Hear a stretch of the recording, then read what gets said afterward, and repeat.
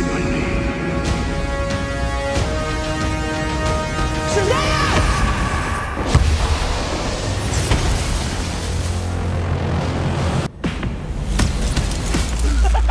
That's crazy, right? This is proof of authenticity. Super strength. Electricity manipulation. Hyperspeed. I kind of inadvertently brought this in here, but there you go. I know, it's so cool. What do you Isn't think? that so cool? Those are actually that's a Brazilian artist. I met him down at CCXP when we went down to the convention down there. Oh, so many talented artists. That's awesome. Ridiculous, yeah. So what was it like channeling your inner 14-year-old for the movie? You did it pretty good. Thank you. I appreciate that. It was a lot of fun. I mean, you know, it's definitely there's always a challenge. I mean, part of what I was happy about was the challenge, because when, as an actor, do you get to play a kid again? You don't ever. It never really comes around. So that was awesome.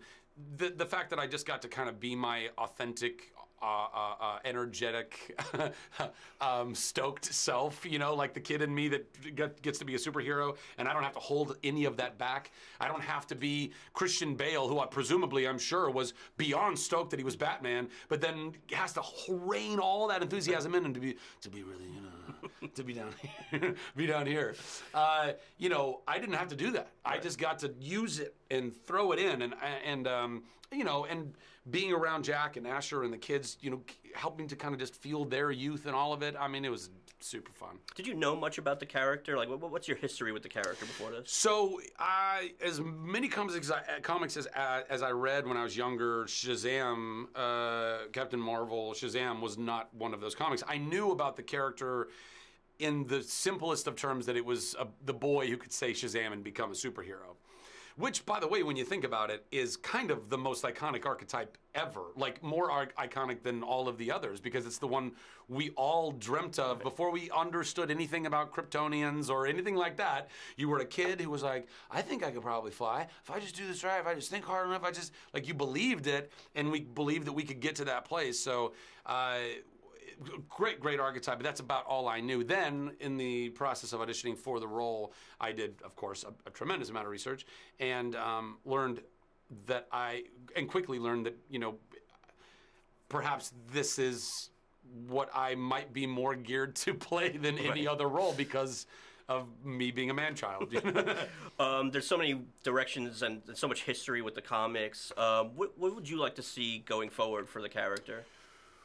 Well, you do, you know, you see some really. Are we allowed to talk about things that are in the movie, or is this, when does this air? Is this spoiler-ish? Yeah, try not to spoil too much. Yeah. Okay. Well, I didn't know if this is gonna like come out and so yeah, there's things that you saw in the movie that tee up a couple different things, that tee up a couple different things, and I think those would be really fun to explore. I think, you know, a battle with Black Adam down the road has to happen. Mm-hmm. I would love for me to be in the Justice League. I would love for Billy and Diana to be hanging out, and Billy's all like bashful and shy because she's an Amazonian goddess, and like, what am I doing? It's a good pitch and to Warner Brothers. That's really what I would be doing sitting next to Gal. You know, all of that's just super fun stuff. And then I don't know, as far as like character development, I mean, I'm looking forward to learning and growing more in the character, and for Billy to be learning and growing more and getting better with his powers and knowing how to use them, and yeah, I think all that would be cool. His name is Captain Sparklefingers. No, it's not. That's not my name. You're like a bad guy, right? You literally did the opposite of what a superhero is supposed to do. I'm Batman. Get him back in!